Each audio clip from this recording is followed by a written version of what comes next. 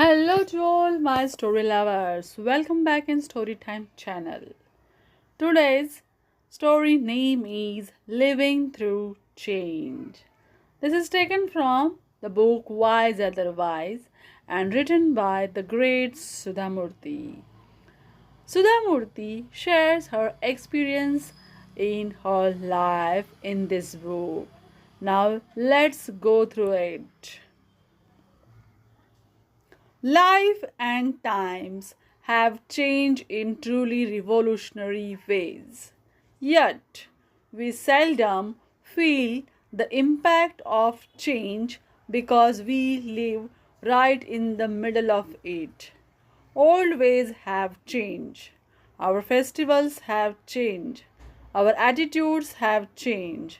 Our norms, values, and ideas have changed. Two festivals in which I participated recently brought this point home to me fairly dramatically. In both cases, the extent of change that had taken place was conveyed to me through conversation. This added a personal touch and helped underline the fundamental nature of the changes through which we are living. The first event was a Diwali celebration. The second was a music festival. Diwali is an occasion for a great celebration in our country. Everybody buys gifts, prepares sweets, and visits friends. Offices remain closed for days. Children buy crackers. Last Diwali, I saw an advertisement saying that some orphanage were selling sweets prepared by the orphans. I thought that buying these sweets would be the best way to help and encourage the orphanages. I bought few packets of sweets and went to the house of close friend. I expected her to be in a joyous mood, celebrating this great festival with enthusiasm. She was a housewife hailing from a small town. Her father owned plenty of land in the village. Surprisingly, I found her far from joyous. She didn't seem enthusiastic at all about the festival I had gone to celebrate with her. Diwali has lost its real meaning, she said. I was frankly surprised to hear this. Why do you say that? I asked her. She had her reasons. In the small town I grew up in, our food pattern was so different from what it is today. Everyone used to have healthy but simple food like roti, rice, dal, and vegetables every day, irrespective of the family's income. Sweets were prepared only when there was a festival like Dashera or Diwali. That being so, we children look forward to the festivals. My thoughts went back to my own childhood days. They were similar to hers. We used to eat a healthy and balanced diet, like she said. But nowadays, she went on, food patterns have changed. One reason is that we have only two children and are keen to give them what they like. We cook accordingly. In case we cannot cook what they want, they in a city like ours, we can order it instantly from any restaurant. So, children today have no reason to look forward to festivals and sweets like we used to. Of course, she was right. Food habits have indeed changed. This is particularly true of middle class and the upper middle class. But I still had a question. Was the availability of sweets throughout the year the only reason for the people to lose interest in Diwali? No, said my friend. The whole attitude had changed. People buy whatever clothes they want, whenever they want. They don't wait for any festival. Families are scattered all over India and sometimes all over the world. Meeting one's relative is not easy. Even amongst my friends, many of them would like to go to their hometown, but getting reservation by rail or air or even by bus has become so difficult that it is better to stay at home. How true! For the trip I would take over Diwali, I had booked my tickets a month in advance. My friend raised the most fundamental issue when she asked how many of us really know the significance of Diwali, the real meaning of the festival of lights, what our sacred epics say about this festival. The reality is that nobody is bothered.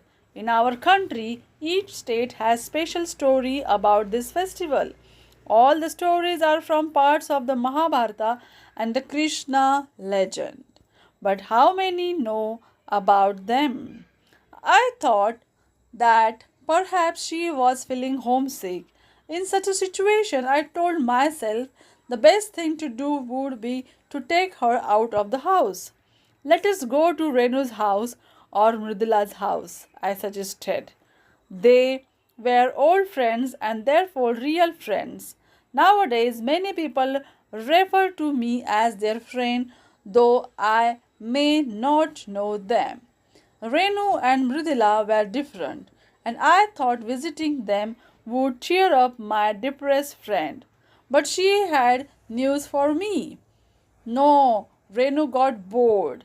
My friend said she works as HRD head in big firm and she is really tired of having to take care of so many visitors during the Diwali season. So she has gone to Goa for holiday and Mrudula is writing a book. She told me not to tell anybody that she is in the company guest house. This was something new to me. This method of celebrating Diwali by escaping or hibernating. My friend had not finished. There is one more headache.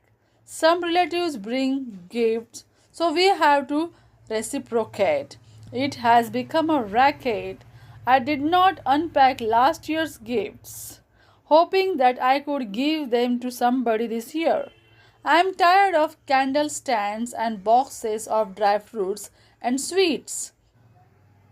We are all getting old. Extra calories and cholesterol rich sweets are not good for us. So, what did you do with them? I asked. I gave them to an orphanage.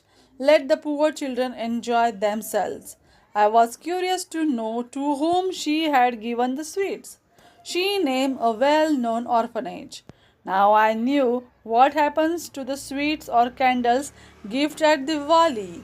They are labeled in the name of some charitable organization and sold in the market. What a wonderful way to raise funds. Of course, the little children in the orphanages may still not get to eat any sweets on Diwali.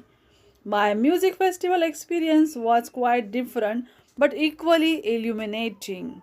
These days, I am often invited to inaugurate music festivals, philosophy lectures, or charity shows. Often I do not know anything about the subject concerned, but people get offended if I refuse. So I accept these invitations on the condition that I should not be called to the dais. I attend one such festival recently. I just wanted to enjoy the music. I went late so I can sat at the back, quite happy that nobody had noticed me. There were retired officers, middle aged housewives, and old ladies, but I could not see any youngsters in the hall. Two middle aged housewives wearing Dharmavaram saris were sitting right in front of me. They looked elegant with fresh jasmine flowers in their silvery hair. Since the rows were close, I couldn't help but hear what they were talking about. They were discussing the problems of finding grooms for girls these days. The software boom has made it difficult to get grooms about 28 years. these days, said one woman profoundly. The other woman was also interested in the topic. Obviously, the subject of grooms was far more important to them than the music. The first woman went on to explain. Today, when a boy completes his BE, he may be 22 years and he will get a job in one of the software companies. He will work for 2 years and then he will go abroad for a year. By that time, he will be 25 and probably would have earned more money than his father, who might have been a bank officer, an honest government employee, or a professor. Tell me, why should he not marry and settle down?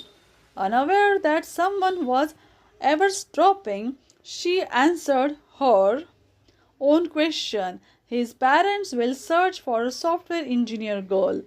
Today, I have been told that about 50% of the students in the engineering colleges are girls.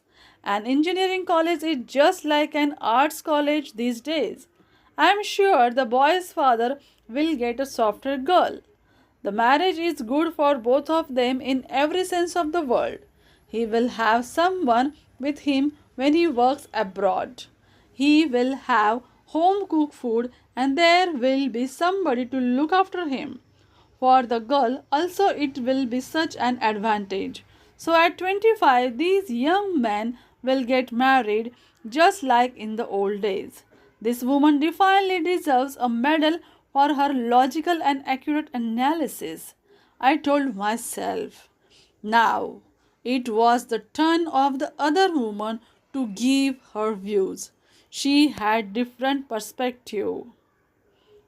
This software boom is really bad in some ways, she said. Look at how it affects others. Nowadays, girls say they do not want to marry electrical engineers, mechanical engineer, or even doctors. The chances of these boys going abroad are limited. Their salaries are also not very attractive. Most important of all, they are not respected in the family. I was really surprised by this last statement and was eager to hear an explanation for it. I was not disappointed. If the boy is abroad, the lady continued, then he will come home for 3 weeks, bringing gifts with him.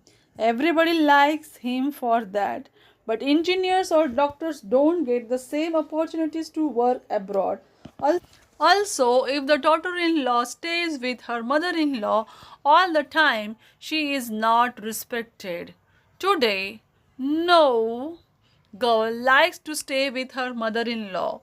Going abroad is the best solution, but this must be immediately after marriage, not later. Why not later? Later it is better to be with the in laws. There will be children and the in laws will look after them. There will be nothing to worry about. No need to depend on servants. This kind of shuttling between India and the US is possible only in a software job. I could not control myself any longer. The whole new window had opened before my eyes, and I wanted to know who these women were. They had come to such a beautiful music concert but preferred to exchange notes on the social aspects of software development. I knew it was a bad manners, but I couldn't help interrupting their conversation. Excuse me, I said. I am curious to know how you both know so much about software sociology. They were startled and turned around to stare at me. I felt that they did not like my question, and I could not blame them. After all, I had broken into what was a private conversation. Who are you? They asked. I introduced myself and said I have known the software industry for the last 2 decades, but I did not know these social details. I must really compliment both of you on your knowledge.